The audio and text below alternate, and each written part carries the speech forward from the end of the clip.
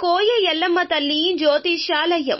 ఎక్కడెక్కడ ఉన్న వారికైనా ఫోన్ ద్వారానే జ్యోతిష్యం చెప్పబడును. విద్య, ఉద్యోగం, వ్యాపారం, ప్రేమించిన వారు దూరం కావడం, భార్యాభర్తల మధ్య గొడవలు, అత్తాకోడళ్ల మధ్య మనస్పర్ధలు, కుటుంబ సమస్యలు, ఆర్థిక సమస్యలు, పెళ్లి కుదరకపోవడం, సంతానం ఆలస్యం కావడం, స్త్రీ పురుష వశీకరణం, చెడు ప్రయోగ నివారణ మొదలగు ఎటువంటి సమస్యలకైనా పరిష్కారం చూపగలరు. స్త్రీ పురుషులకు ఎటువంటి సమస్యలు ఉన్నా నమ్మకంతో కాల్ చేయండి. గురూజీ గోవిందరాజు 9703930797. ఈ రోజున మీరు తిట్టుకున్నా సరే ముమ్మారు జరిగేది ఇదే.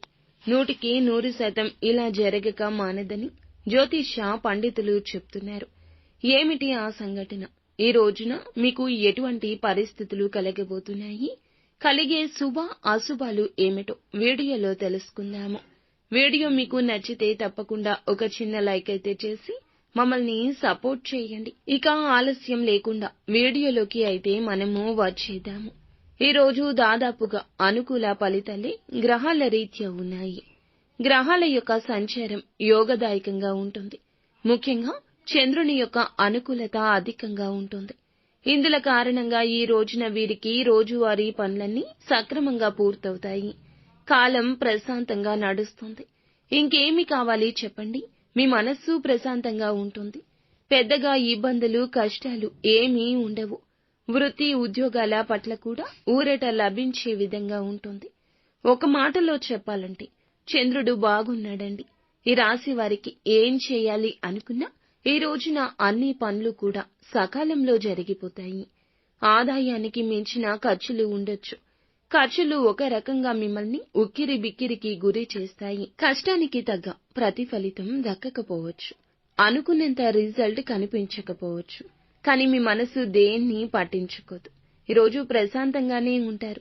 అలాగే నేను చేయాల్సిన పని చేస్తున్నా కదా, నా తప్పు లేదు కదా, ఫలితం భగవంతుడే చూపిస్తాడులే అనుకుంటారు.